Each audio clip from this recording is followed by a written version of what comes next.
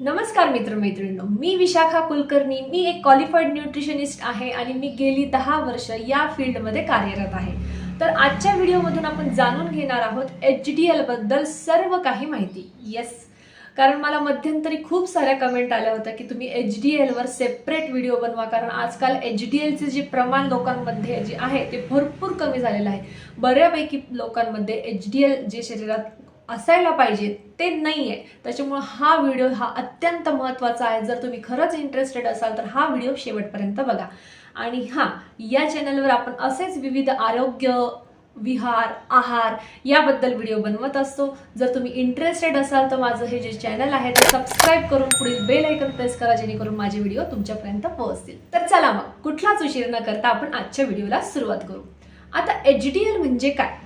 HDL म्हणजे high density lipoprotein. म्हणजे जे हे HDL आहे हे आपल्या शरीरामध्ये खूप खूप खूप खूप महत्त्वाचे आहे. कारण आपल्या शरीरामध्ये भरपूर कोलेस्ट्रॉल असतात. आता तुम्ही म्हणाल हे तर एक कोलेस्ट्रॉलच आहे, पण हे का महत्त्वाचं आहे? कारण त्याचं एक स्पेसिफिक काम आहे, जे जर त्यांनी केलं नाही तर बाकीचे जे कोलेस्ट्रॉल आहेत ते शरीरात फिरायला मोकळे होतात. त्याच्यामुळे हे जे HDL आहे हे असणं गरजेचं आहे. आता असं का बरं? तुम्हाला एक गोष्ट माहिती आहे का? आपल्या शरीरामध्ये LDL नावाचं सुद्धा कोलेस्ट्रॉल असतं, ज्याला आपण वाईट कोलेस्ट्रॉल म्हणतो, कारण हे आपल्या शरीरासाठी घातक असतं. हे जे LDL कोलेस्ट्रॉल आहे हे सुद्धा आपल्या रक्तवाहिन्यांमध्ये असतं. HDL कोलेस्ट्रॉल आहे हे सुद्धा आपल्या रक्तवाहिन्यांमध्ये असतं.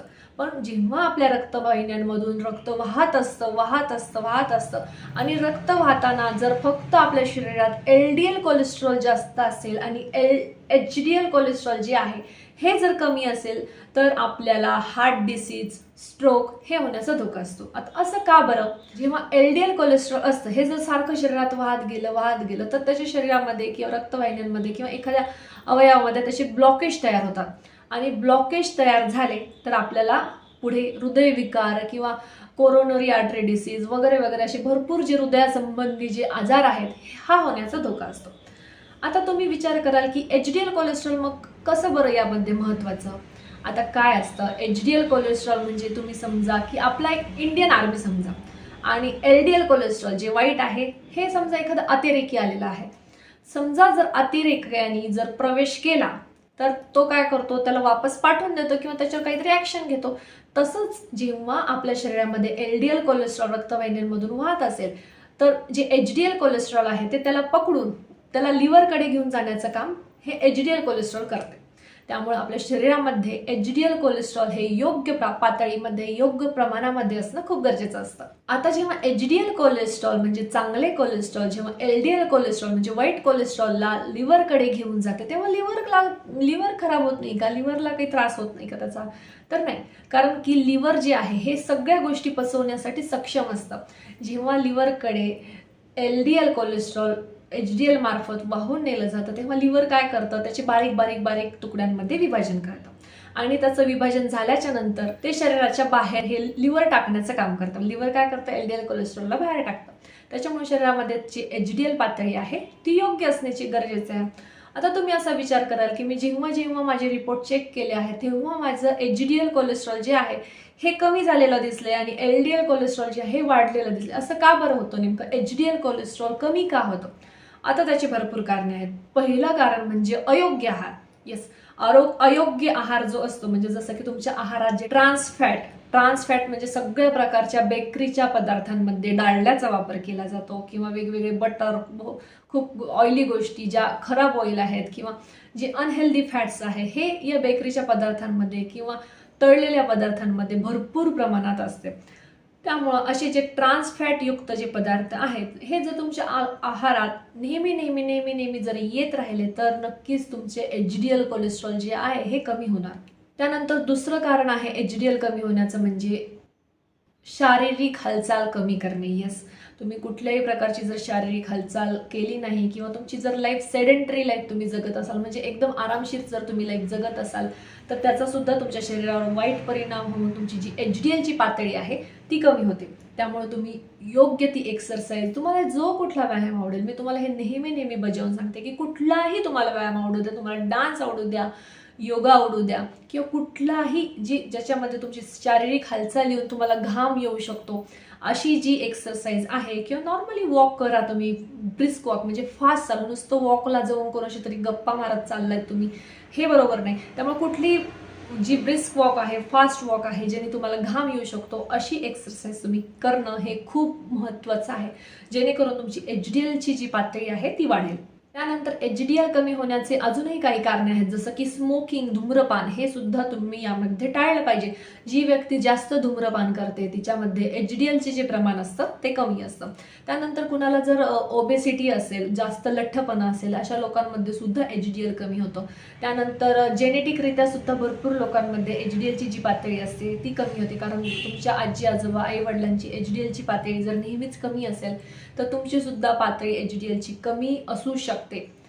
त्यानंतर ज्यांना लिव्हर डिसीज आहेत, आता लिव्हरच जे कोलेस्ट्रॉल फॅट्स जे असतं त्याचं विभाजन करतं किंवा त्याचं पचन करतं, पण जर लिव्हरच आजारी असेल, जर लिव्हरच तुमचे खराब असेल तर तो HDL योग्य प्रमाणात साठवू देऊ शकणार नाही. त्यामुळे तुम्हाला जर लिव्हर डिसीज असेल तरी देखील तुमचं HDLची पातळी कमी असू शकते.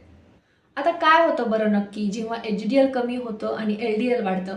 जेव्हा तुमच्या रक्तवाहिन्यांमध्ये LDLचे प्रमाण जास्त होते तेव्हा जे HDL आहे ते जास्त प्रमाणात LDLला कमी करू शकत नाही.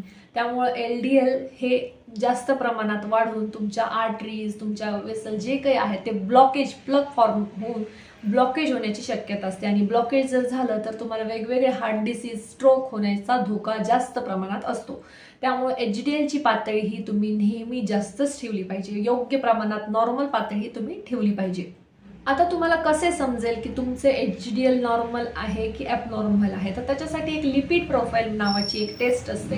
ती टेस्ट तुम्ही करून घेऊ शकता. साधारण 300 ते 350 त्याची किंमत असते. तर ही जी टेस्ट असते यामध्ये तुम्हाला तुमच्या शरीरात कुठले कुठले cholesterol, LDL cholesterol, HDL cholesterol, triglyceride ह्यांची जी पातळी तुमच्या शरीरामधली आहे ती तुम्हाला समजू शकते. त्यामुळे ही टेस्ट तुम्ही नक्की करा. जर तुम्ही डाऊटफुल असाल तर ही टेस्ट तुम्हाला करणं गरजेचं आहे. आणि जर या टेस्टमधून जर तुमची HDLची पातळी तुम्हाला कमी आढळली तर घाबरून बिलकुल जायचं नाही. तुम्ही लगेच त्यावर कार्यरत व्हायचं आहे. जसं की तुम्ही एक्सरसाइज करायची आहे, एरोबिक्स एक्सरसाइज, जसं की धावणे, चालणे, पळणे, ज्याच्यातून जास्त तुम्हाला ऑक्सिजनचा शरीराला पुरवठा होईल अशा एक्सरसाइज तुम्ही करायच्या आहेत. रोज 45 मिनिटं एक्सरसाइज करणं हे तुमच्यासाठी खूप महत्त्वाचं असतं.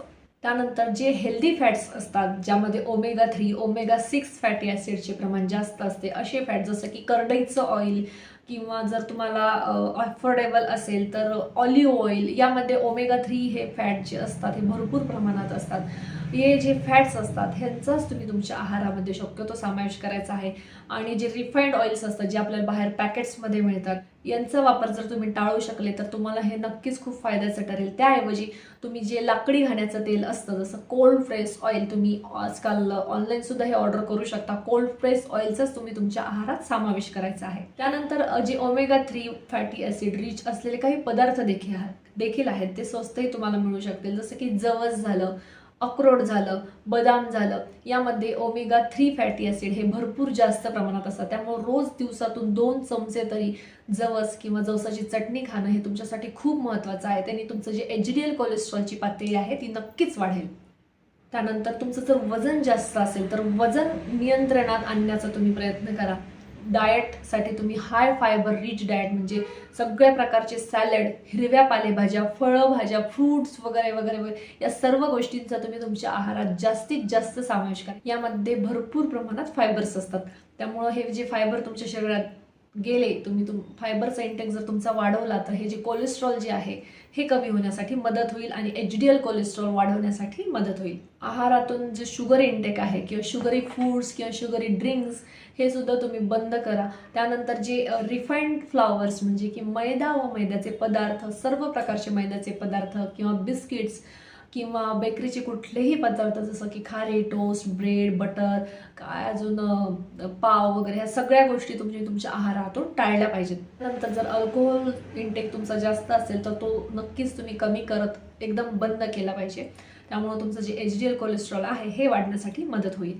त्यानंतर एक मी बोनस टिप देते, ती म्हणजे जर तुम्ही रोज अक्रोड भिजवून खाल्ले, सकाळी रात्री जर अक्रोड भिजवायला ठेवले व सकाळी ते तुम्ही खाल्ले तर त्याने सुद्धा तुमचे वजन कमी होण्यासाठी मदत होईलच, तसेच तुमचं जे HDL कोलेस्ट्रॉलची जी पातळी आहे ती वाढण्यासाठी मदत होईल. जर मी ही जी तुम्हाला आता इन्स्ट्रक्शन सांगितले तर मला 100% गॅरंटी आहे की तुम्ही तुम्ही तुमच्यामध्ये एक बदल जाणवाल, जसं की तुमची एनर्जी वाढेल, तुमचा स्टॅमिना वाढेल, मला असं फ्रेश वाटेल. त्यानंतर तुमची जी शुगर लेवल आहे ती नॉर्मल होण्यासाठी मदत होईल. त्यानंतर तुमचं बीपी कंट्रोलमध्ये येईल. जर तुमचं वजन जास्त असेल तर थोडंसं वजन कमी झाल्यासारखं तुम्हाला जाणवेल. आणि जर ही जी कन्सिस्टन्सी आहे, जसं की तुम्ही हे जे मी तुम्हाला इन्स्ट्रक्शन सांगितले हे जर रेग्युलर 6 महिन्यांसाठी जर फॉलो केले तर 100% तुम्हाला तुमचं जे गोल आहे ते अचीव करण्यासाठी मदत होईल. तर होपफुली ही जी मी तुम्हाला आता माहिती सांगितली ही नक्कीच तुम्ही आजपासूनच अंमलात आणाल आणि तुम्हाला हा व्हिडिओ आवडला असेल अशी मी आशा करते. तुम्हाला जर हा व्हिडिओ आवडला असेल तर नक्की एक लाईक करा. कुठलीही तुम्हाला जर कमेंट असेल किंवा कुठलाही तुम्हाला मनात प्रश्न असेल तर नक्की मला खाली कमेंट बॉक्समध्ये विचारा. आणि हो, आपल्या या चॅनलला सबस्क्राईब करून बेल आयकन प्रेस करायला मात्र विसरू नका. परत भेटूया अशाच एका नवीन व्हिडिओमध्ये. तोपर्यंत नमस्कार.